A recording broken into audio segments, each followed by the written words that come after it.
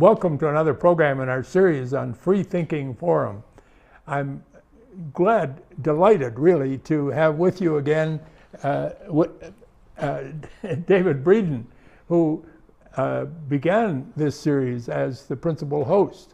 But I have the privilege today of asking him questions. David, welcome to our program. Glad to be Welcome here. back. And one of the questions that we'd like to address here, we're on location at the First Unitarian Society of Minneapolis, 900 Mount Curve, just up the hill from the Walker Arts Center. Why is the First Unitarian Society both humanist and Unitarian Universalist? It's an interesting past that this congregation has. It began as a Darwin reading group, just totally secular. It became a Unitarian congregation, mostly because Henry Simmons, a minister they wanted to hire, insisted that they become Unitarian or he wouldn't come. And so they became He was already a Unitarian minister. He was already a Unitarian minister. So that started them down the Unitarian road. There were three ministers who were Unitarian in the early days. And then the fourth minister was John Dietrich in 1916, who was explicitly humanist. And this congregation but at that point... he'd been Baptist before. Yes, he had been and been tried for heresy. And this was exactly what the congregation here wanted to hear, apparently. And so when he came, he made the congregation humanist. He and his best friend, Curtis Reese, both were Unitarian ministers and both fought for a long time to have humanism accepted within the Unitarian tradition. There was a lot of resistance to that because humanism, while not specifically atheist, has always been agnostic and questioning, well, what does the God concept really mean? And it's always been problematized in the humanist tradition, whereas in the Unitarian tradition of that time, almost all of the ministers were Christian, although they were very liberal Christians and did not believe, for the most part, in the divinity of Jesus. So well, we even see that today in some other congregations of United Church of Christ, perhaps? Absolutely, and some of the East Coast Unitarian Universalist congregations are still explicitly Christian. Because there's no central authority, every congregation that is a Unitarian Universalist congregation has its own theology. If they want to, they can sign on to the broader franchise, if you will, of Unitarian Universalism, but they don't have to. And so we have explicitly Christian, several explicitly Christian congregations that call themselves Unitarian Universalist. Well, I've heard so-called secular humanists complain about the religious humanists that get tied up in theology. Does First Unitarian Society get involved in theology? Well, we try not to, as a matter of fact. One of the interesting things about secular and religious humanism is that when John Dietrich began to use the term humanism, he put religious in front of it because this congregation continued to have Sunday morning services. They started calling them assemblies instead of services, but they were... they're not service to God, right. They are assemblies of people. Right, they don't serve anybody and they don't worship anything. So all of that was removed as a move toward humanism. So Dietrich was what you would call a secular humanist, except that he believed in this getting together in these congregations, and therefore he put the term religious in front of humanism. The interesting thing there is that that was the only term for quite some time.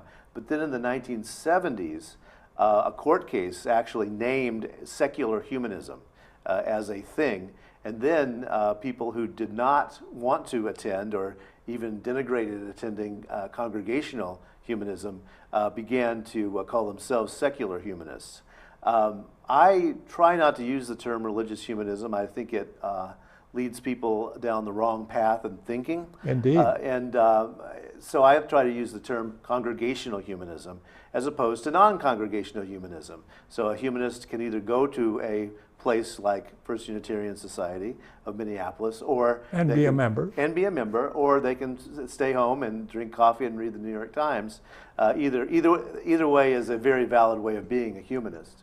And a lot of them, some of them, even become a member and stay at home. Well, yes, no, that's very true. When you don't have any threat, We're not obliged to be. No, that's very, very true. So the term religious humanism, I think, has outlasted its expiration date, and part of that was It's misleading. it's misleading. And part of the reason that Curtis Reese, and Dietrich used the term is that they wanted to be explicit that this is a religion, and they were setting up the religion of humanism.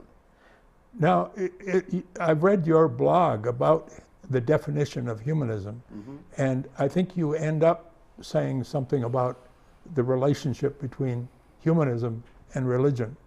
It is a religious perspective. Right.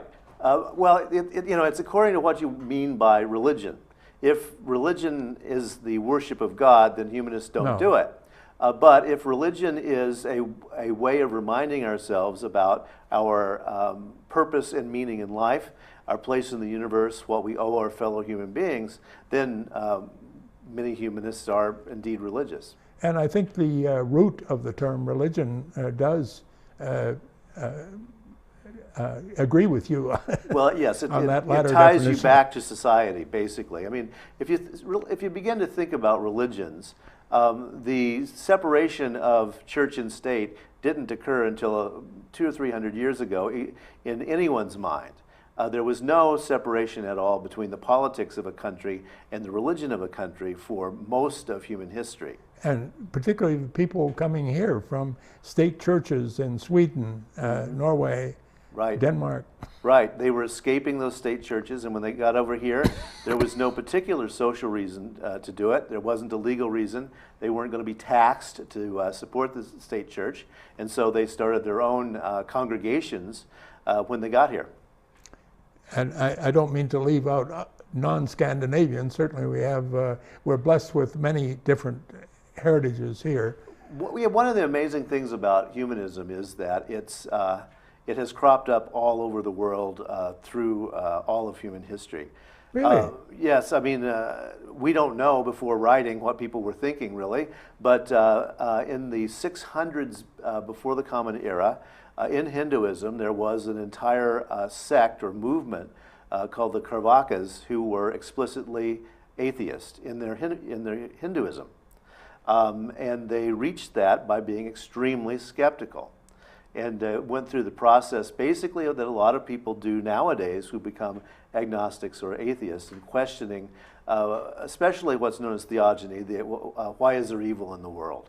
And so they logically thought themselves into this. Confucius in China said, the gods may exist or they may not, but it has nothing to do with us. We're not going to worry about that. We're going to worry about how we act in the world. And treat each other. And we're going to treat each other right. And indeed, the golden rule was in Confucianism as well. Taoism in China also is, in many of its sects, there are several different ones, but some of them are explicitly atheist agnostic in the way that they think, because the universe is the Tao, is the way. So this just keeps coming up over and over again. Epicurus in Greek philosophy was explicitly atheist in his way of thinking.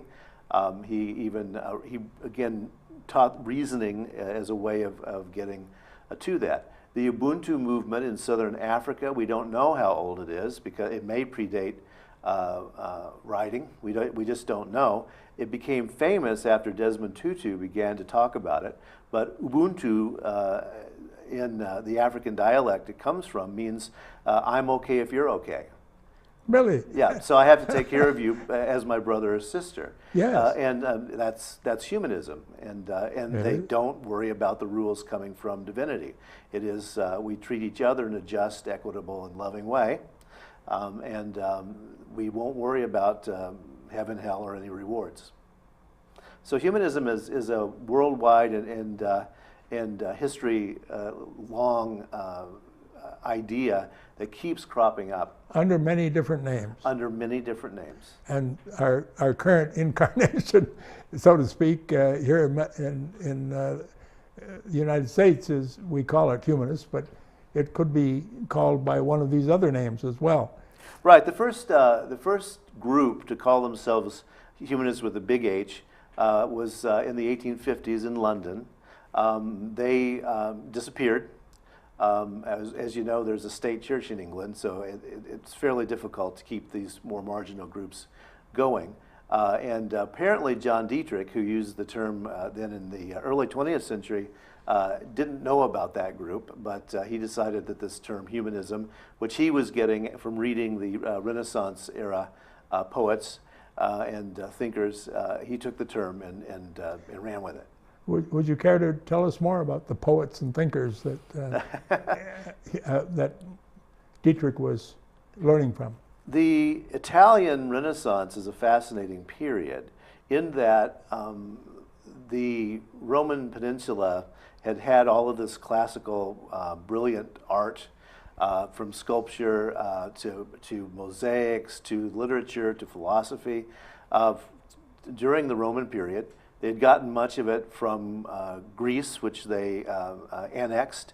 And so there was a lot of this thinking going on that had almost nothing to do with any deities whatsoever. The Roman pantheon was so broad that essentially many people didn't take it very seriously. Marcus Aurelius, who was a Stoic philosopher and also a Roman emperor, knew darn well that he wasn't a god, and he did not believe in the concept of the gods in the way that the common man would have done at the time. So this entire philosophical artistic system was sitting there in Greece and Italy, waiting to be remembered again after it had been done away with by the Christians as they rose to power in the Roman Empire, late Roman Empire period. If you go to Rome, one of the things that you've got to see is the Pantheon, which was built as a temple, a pagan, quote unquote, temple. It was so beautiful that the Christians decided not to tear it down, and they turned it into a church, and it's still a church today, but they didn't deface the original pagan architecture, and it's an incredible experience. Is it that, I've been in that building, I think.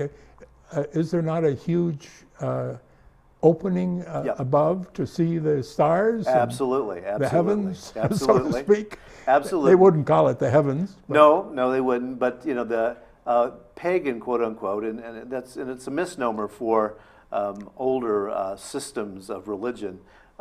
Pagan simply means the outback, essentially, in Italian.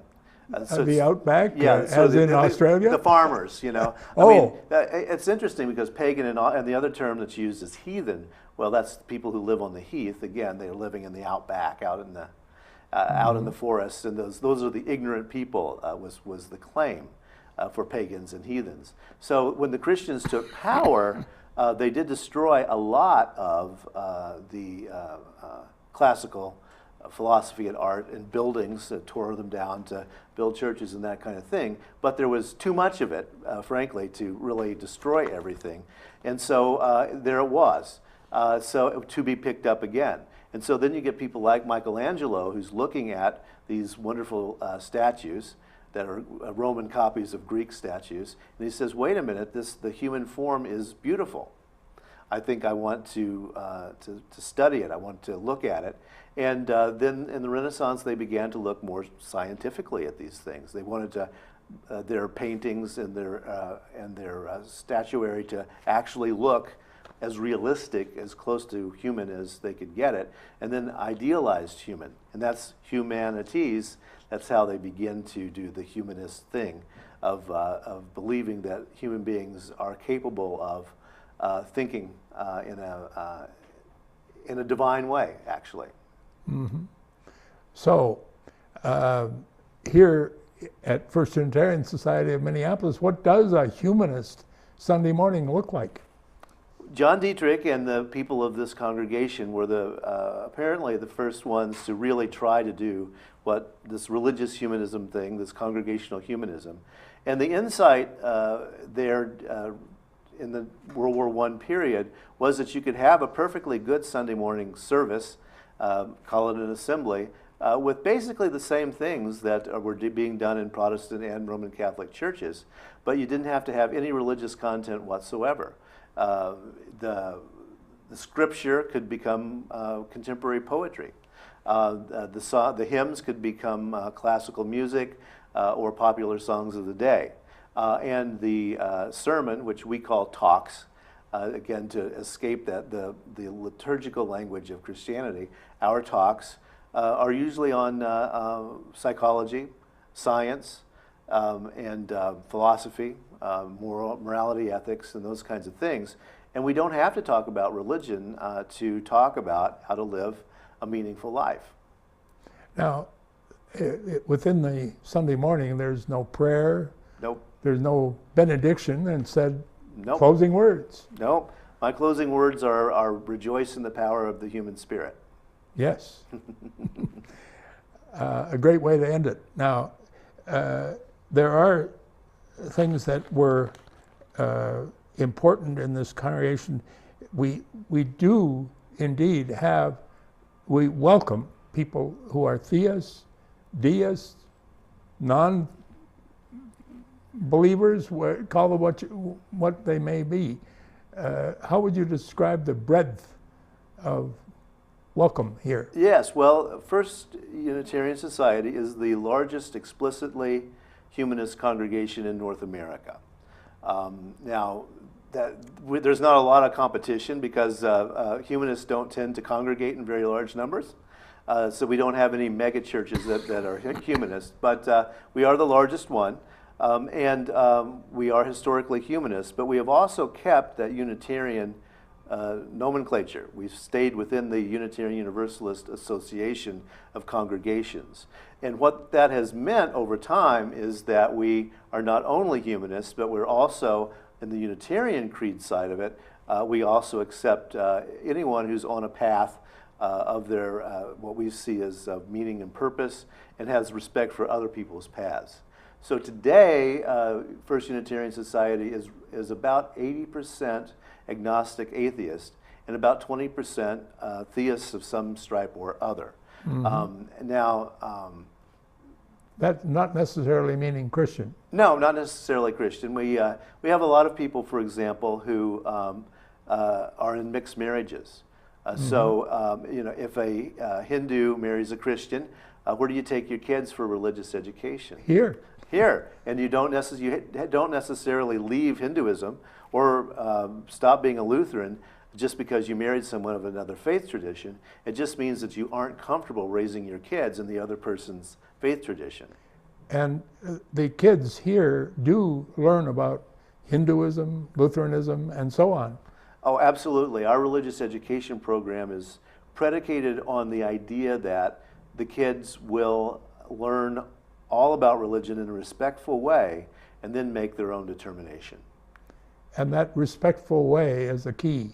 Absolutely. There's no smirking or wink, wink, nod, nod when they talk about Christianity or Jainism or any other religion. We do teach, humanism as a valid way, but it's part of the whole panoply of religions that are out there. And so, more fundamental maybe is the respect, the compassion, the love. Standing on the side of love. I mean, the humanist values are about treating people well. Do not use people for your own ends. Don't use people as objects. Respect the inherent worth and dignity of everyone. The inherent worth and dignity of each person is a phrase that comes out of humanism that became one of the 7 principles of Unitarian Universalism later. Now, we hear sometimes this called a liberal religion. Does that mean politically liberal too? No, it doesn't, as a matter of fact. Now, there's an interesting history to that, in that you don't necessarily have to be religiously liberal to be politically liberal, but the two do tend to go in the same pathways. As a matter of fact, Unitarians in the 19th century were usually Republicans here in the United States. They were much more conservative than Unitarians nowadays. That change began. But Republicans were very different back well, then too. But yes, exactly, exactly, and that's part of what's going Abraham on with Lincoln that. and Absolutely began the Republican Party. Well, and then Teddy Roosevelt as a progressive, and so at one time, republicanism and progressivism were not antithetical. They were not antithetical at all. The real sea change in that began in the 1950s during the McCarthy era, and then accelerated with the Vietnam War protests. You're not talking about Gene McCarthy, it's Joseph McCarthy, Yes. the senator from Wisconsin. Yes, who was finding communists under every manhole cover in the U.S. And he chaired the House Un-American Activities Committee. Absolutely, and that's an interesting era here in this congregation, because the minister Carl Storm? was Carl Storm. We're sitting in the Carl Storm Library here at FUS. This used to be his office. And during that time, he was explicitly a communist, which in the United States at that time was not a good thing to be, or was a dangerous thing to be. Now, Minneapolis being a fairly liberal place, he wasn't in a great deal of danger. But this congregation became the place where the communists and the socialists would have their meetings and hang out, and very, very liberal politics. That goes back to Mr. Storm's days. He worked his way through college as a butcher, as a matter of fact. He was raised working class. He, as a minister, refused to talk about money at all in the congregation. There was no discussion of how much someone could give, or if someone was a member or not. He held on to that very liberal idea that if you wanted to come on in and join us, and we're not going to talk about money at all. We don't charge a monthly or annual fee for membership? No, we don't. We still don't. We still don't do that. Good. Yep, absolutely. So we could welcome people regardless of their economic condition. Oh, yep, absolutely. And Carl Storm really hammered that one hard as a working class, as a person coming out of the working class, self-educated person. So he's a fascinating man. Not as well remembered as John Dietrich anymore, but here in the Carl Storm Library, certainly a beautiful portrait and also the sculpture. Something to do sometime. You have nothing else to do is look up the sermon titles from his 25 years here, and it's just fascinating. And so. Politically liberal, not necessarily. Yeah, absolutely. I mean, there are a lot of libertarians become humanists, especially. Well, that makes sense. Yeah, yes, it does make sense. And so again, that goes back to that 19th century republicanism as a kind of hands-off, government hands-off kind of person. And so we still have quite a few libertarians in the movement. Mm-hmm. And so that we could not only have this mix of political perspective, but some degree of mix of the religious perspective, but it's still basically humanist, focus on human life. Right, absolutely. So we focus on humanism as a way of being a moral, ethical person in the world, but we certainly welcome all faith traditions here, and we're not going to say anything negative about other religions. They are fine in whoever wants to believe in them. We are doing what we do, and most of us come out of some other faith tradition. and to become humanist. This congregation has been around so long that we do have some people who grew up here who were born humanists, but there aren't that many like that, actually. Well, now, how about the end of life?